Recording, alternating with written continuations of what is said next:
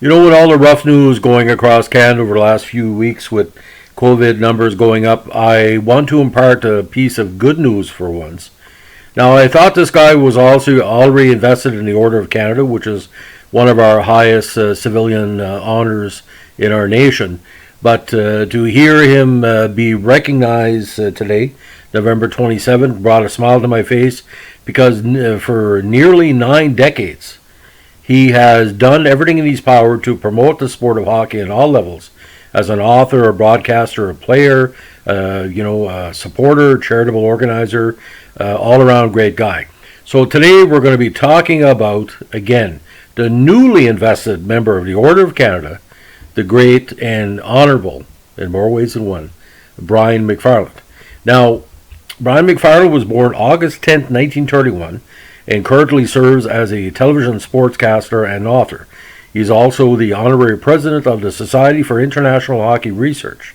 Now, he's a son of and also accomplished writer Leslie McFarlane, and again, he's best known as a broadcaster on Hockey Night in Canada for a number of years, as well as numerous hockey books. Now, born August 10th, 1939 in New Lescard, Ontario, came to early prominence as a rising athlete in the Whitby and Ottawa programs. He eventually found his way to the great St. Lawrence University in Canton, New York, on a hockey scholarship, where he graduated in 1955 and had three really strong seasons there. First year, he scored 43 points in 18 games. 54, he had 55 points in 22 games, including 31 goals. And 55, he had 28 goals in 24 games, including a grand total of 47 points. Now he's 101 goals for the Skating Saints, remain St. Lawrence record.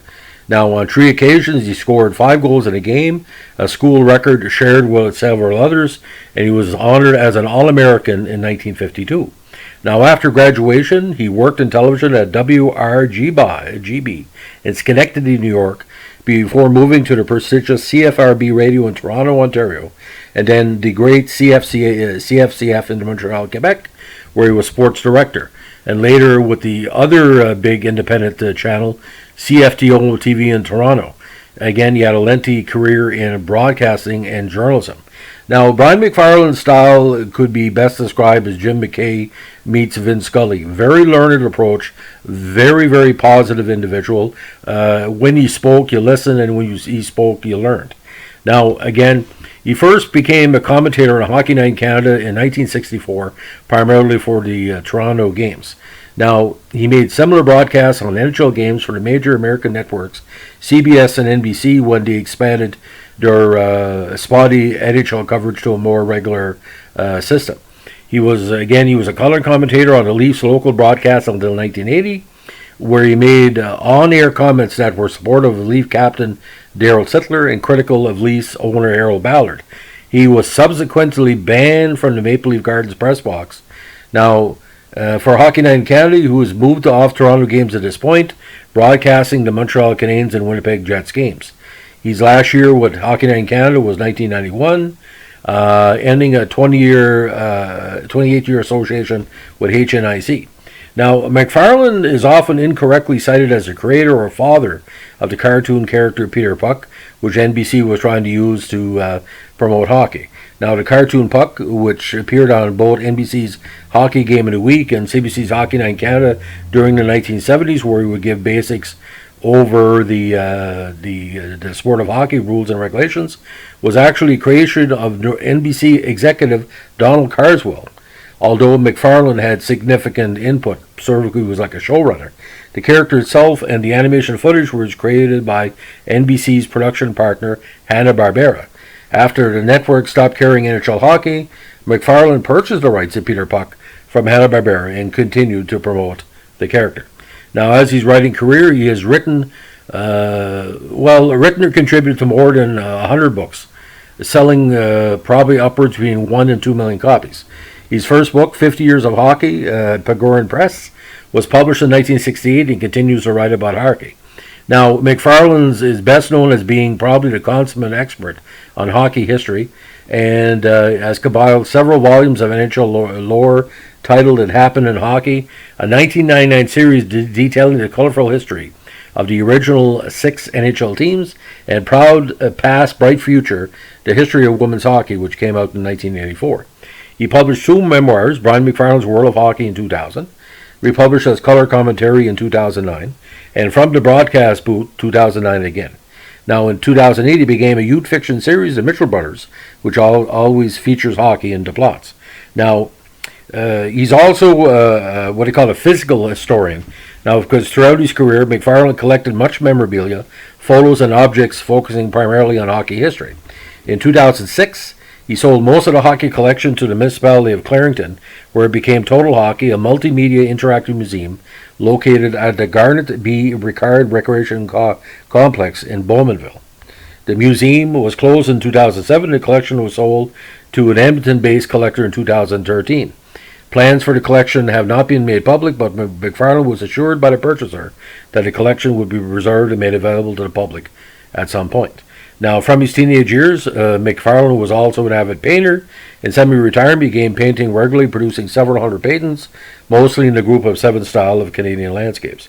Now, McFarlane's artwork has been exhibited professionally to much acclaim. Now, he currently resides in the Greater Toronto area. Now, achievements. 1995, inducted in the media section of the Hockey Hall of Fame. Ontario Sports Hall of Fame induction as well. Ottawa Sports Legends Hall of Fame induction. Whitby Sports Hall of Fame induction. And the St. Lawrence University Hall of Fame.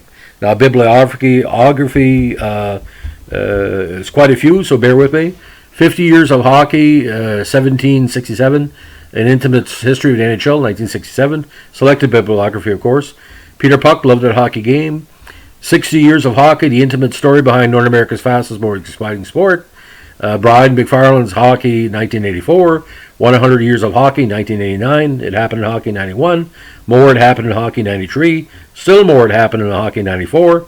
The Leafs, 95. Clancy, The King Story with King Clancy, 1997. Brian McFarlane's History of Hockey, 97. The Red Wings, 98. The Best of It Happened in Hockey, 98. The Rangers, Brian McFarlane's Original 6, 1999. Stanley Cup Fever, More Than a Century of Hockey Greatness, 1999. Hockey for Kids, Heroes, Tips, and Facts, 1999. The Bruins, 2000. The Ultimate Hockey Quiz Book, 2000. Brian McFarlane's World of Hockey, 2001. Real Stories from the Rink with Steve Neese, 2002. The Blackhawks, Brian McFarlane's Original 6, 2002. Leslie McFarlane's Hockey Stories, Volume 2 with Leslie McFarlane. Best of the Original 6, 2007. From the Broadcast Booth, A Career in the World of Network Hockey, and Legendary Stanley Cup Stories, 2009. So, is Brian McFarlane the best color commentary in Canadian history? Hard to tell. There's been quite a few. But just wonder Brian McFarlane didn't exist, and the way he was frigged over by the Leafs, he was just there to do a job. And, he was taking up for Daryl Sittler. But you got to look at the parallels back then. Harold Ballard ran Maple Leaf Gardens like a dictatorship, like what he called a banana republic. And Brian, like a lot of people, were pissed off as well. But it was so funny, ladies and gentlemen, he would rarely do a Montreal Canadian game. And one night we saw Brian doing games for Montreal Canadiens. We knew something was going on because you not only had Dick Irvin still working, you had Jerry Pinder working, you had Chico Resch in the mix. You had Lou Lanny in the mix. You had Bobby Hull in the mix. You had Don Cherry in the mix. So it was a very crowded Montreal Canadian commentary at the time. And of course, as we know, Dave Hodge took that mental freak when, with the Flyer game, post-Toronto game. But Brian McFarlane, if he's not one of the smartest people in the history of Canada, I like to see people who are smart as him. Every time Brian would talk when I was a kid, I would learn so much. It was like listening to a person describe Santa Claus, but it was an intellectual description of Santa Claus. Because hockey's not a difficult sport. The ice is hard, the puck is hard, the boards are hard. And Brian McFarlane made it almost like an Americanized version. You see all these announcers on the NFL Network and ESPN, the 30 for 30 and their deep voice and all that. But Brian McFarlane didn't need anything but telling the facts to make it go. But you know something? Howie Meeker just passed away recently. Don Whitman's not around anymore. Don Cheverier's not around anymore. Brian is one of the last, with Dick Irvin, that connection between the golden age of Hockey Night in Canada, between expansion in '68 into the last Montreal Quebec series in '93. That was the last big year. And why it took the federal government so long to give him the Order of Canada, I don't know. But I mean, he's still alive. That's probably what he did. But Brian, more than deserved. Congratulations to everybody in the East Coast of Canada. As a fellow journalist, you motivate us all to seek out excellence. And it is my honor to say, Brian McFarlane, member of the Order of Canada. Have a good day. Bye.